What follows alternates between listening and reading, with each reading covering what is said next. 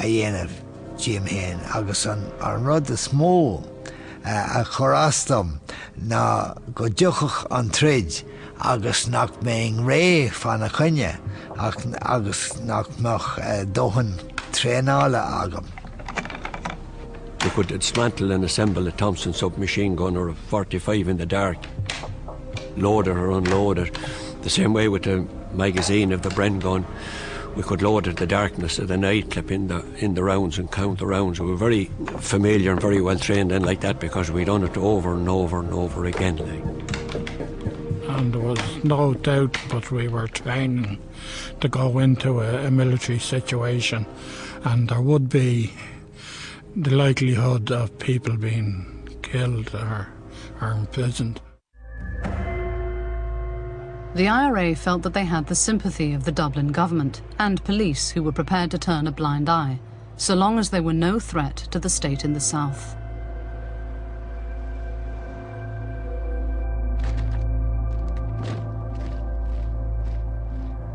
But they were short of ammunition, and in October 1954, acting on information from their spy in the British Army, Fusilier Sean Garland, 19 volunteers from Cork and Dublin in boiler suits with blackened faces broke into Omagh barracks. The plan was to infiltrate the armoury and fill 2 waiting lorries with ammunition.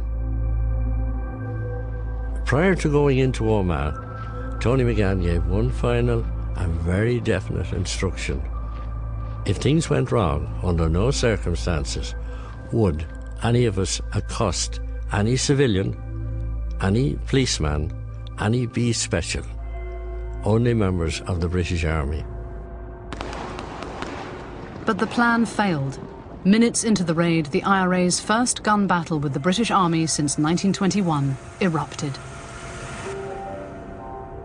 There were 2 lorries and a car waiting outside to take everybody back. The job had failed.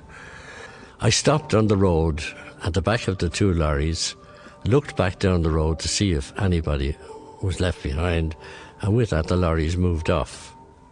8 of us were left behind because there was a lot of confusion, men wounded. I found myself on my own. I knew my way to the border. I came down through the Clogher Valley and I was arrested by a farmer and his 5 sons, and each of them had a rifle pointed at me. In the hugely publicised trial that followed, the 8 captured Omagh raiders were charged with treason against the Queen. Lengthy sentences were handed down, resulting in a huge surge of support for the IRA.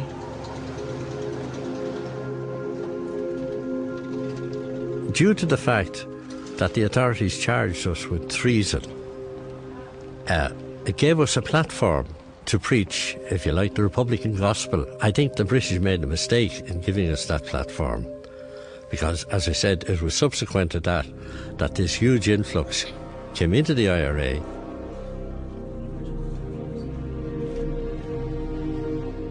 In August 1955, the IRA struck again, this time in England itself. A raiding party headed by Rory O'Brodick infiltrated Arborfield Barracks in Berkshire. Within 2 hours, they had captured and tied up 18 British soldiers and driven away 2 vans loaded with 82,000 rounds of ammunition. Bhí na blianta caite againn a caint faoi trid in Aram Hasna. Well, bé seo Aram Hasna os or gór amach agus muinte a múla agus fiera here bhí rudaí a tarlún, so bhí ansásamh a gomháil in a lehéid. Ansásamh go deo. The victory was short-lived. On the road to London, a suspicious police patrol stopped one of the vans and discovered the haul. Within hours, a TV crew was on hand to record the discovery of an arms dump and the rest of the ammunition. The captured men were given life sentences, resulting in another surge of support for the IRA and Sinn Féin.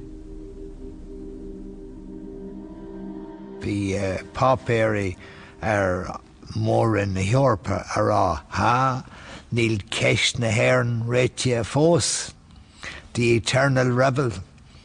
Tá sé ar siúl i gcónaí. It was a great morale boost for us like there then, that we suddenly believed like there then we were going to do something, because we wouldn't have liked to have been like members of an IRA like that was never going to do anything, like, you know. So we said it was just time for action.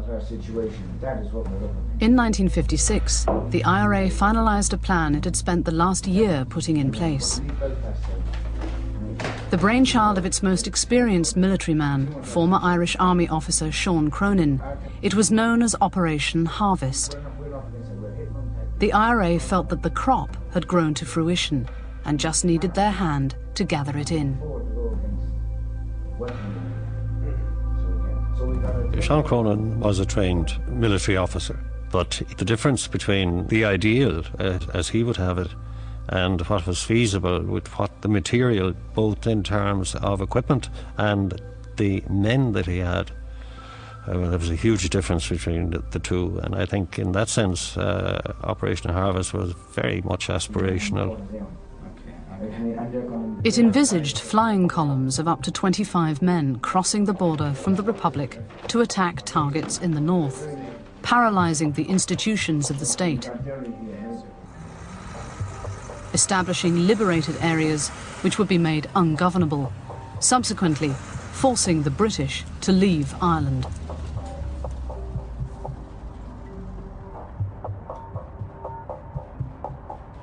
Volunteers left their jobs and homes and mobilised. GHQ relocated from Dublin to the border, and 4 IRA columns crossed into the north, armed with rifles, pistols, machine guns and explosives. Operation Harvest was what became known as the Border Campaign. It's what most IRA volunteers wanted and were looking for, and they were happy when it did start.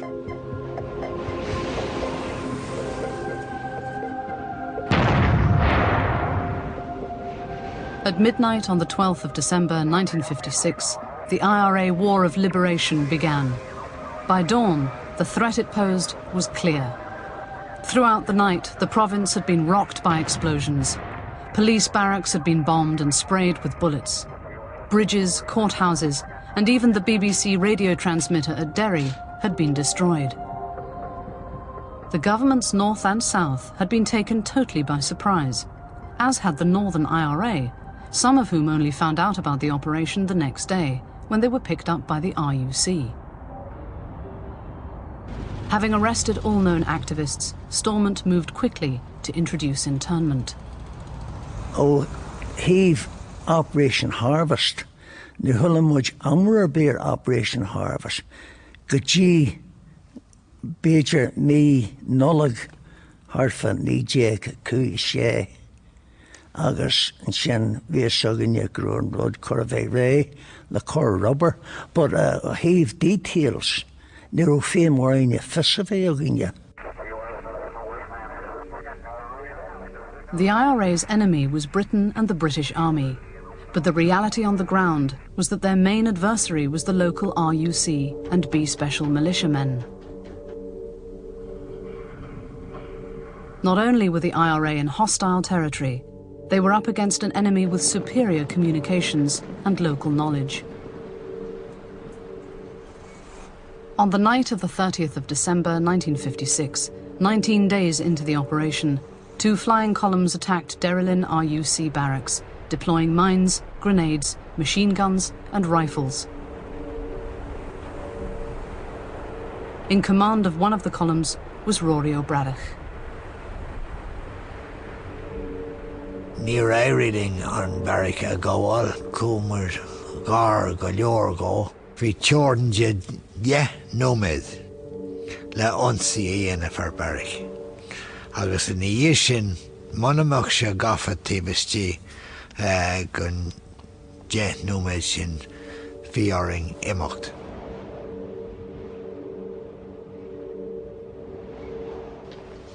In the course of the attack, John Scally